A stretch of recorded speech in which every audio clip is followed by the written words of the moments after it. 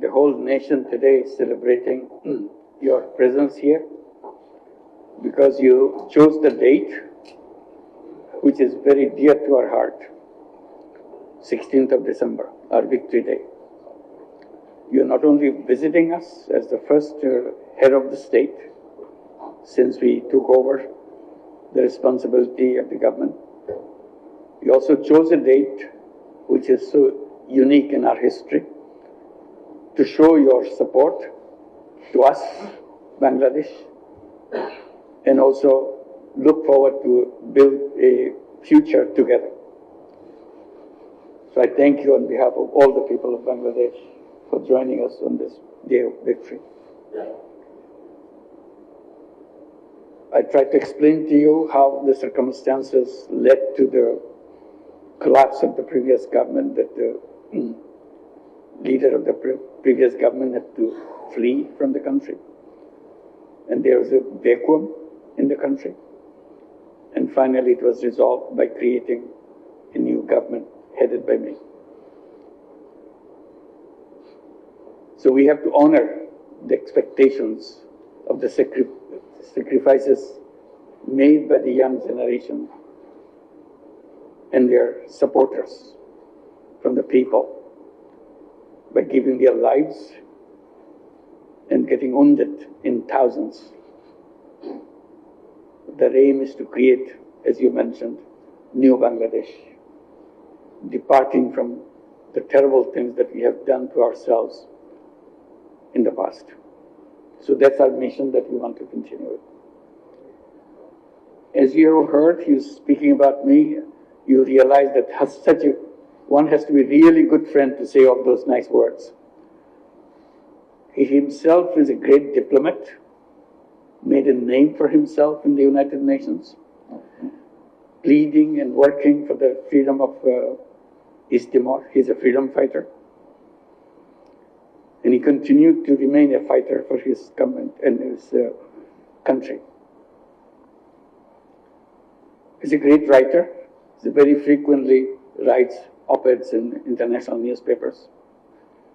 Occasionally I joined him as a co-author of those op-eds. And he stands up for the rights of the people all around the world, not just Timor-Leste. So he's a very known person in the world. And I'm so happy to be a friend of his, and he being my friend. I can call him a friend. I was stunned when I heard that when he received the Nobel Peace Prize, he put all his money in microcredit. So that was a very pleasant surprise for me that still our relationship was not that close at that time.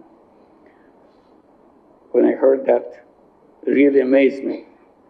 That shows something that he really loved to do, giving all his money, the prize money, into microcredit. And since he became a foreign minister in the beginning, he was promoting microcredit and invited me and my colleagues to come to East Timor to promote that. Even before I arrived, Helen Todd, a close friend of ours from Malaysia, she was invited to start a microcredit program in East Timor. So when I arrived, I could go and visit them in Mosin Nasi and other areas of East Timor.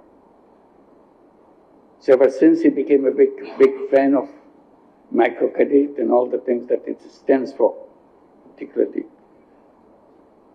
in his country, and promoting it internationally. And we can joint statements asking for rights for the people, our rights for the environment, and similar other issues. We have issued so many common statements together, bringing other people to sign in. And what surprised me, he was the one who jumped up to sign statements to protect me. And you remember many hundreds of people around the world who signed those statements again and again to to protect me from the previous regime's anger against me. And he was always the first one to come up and say, I'm there, and put his name on those statements around the world. And that friendship continues. Today we can work together. So in many, many fields we explore. In Bangladesh and East Timor, history is intertwined, because the birth of East Timor is connected with Bangladesh. Very surprising for many people to hear that. Because when East Timor was created, it was under the supervision of United Nations. And the first one to be the representative to oversee East Timor transition was Sergio Melo, right? A Brazilian. And he was the head of the administration in East Timor, when the East Timorese is not given the responsibility to run the country yet. But he was transferred. Soon after, he left for Iraq. If you remember, a shocking thing happened. He was killed in Iraq. The whole world was stunned by his death. The person who succeeded in East Timor was Amira Haq from Bangladesh. So Amira Haq was literally the head of the government in East Timor. And Bangladeshi Peace Corps, peacekeeping army, they were the ones who were running the country, along with many other international peacekeeping forces, to bring order and peace in the island. And because of the connection with Amira Haq and the Bangladeshi Peace Corps mission, the entire police force of East Timor was a Bangladeshi police force. So wherever you go, you see Bangladeshi police force. They are the people ensuring law and order in East Timor. And when I was visiting in 2004, I was invited by Amira Haq in a big palace, inviting everybody in East Timor. I saw how much respect she enjoyed from all the Timorese people and all the people under her. And she did a good job in running the country and win the respect and love of the Timorese people. And I realized it when I was visiting the villages. The moment they knew that I'm from Bangladesh, they always admired, because some Bangladeshis are running the country. So I can see how much love and respect she enjoyed at that time.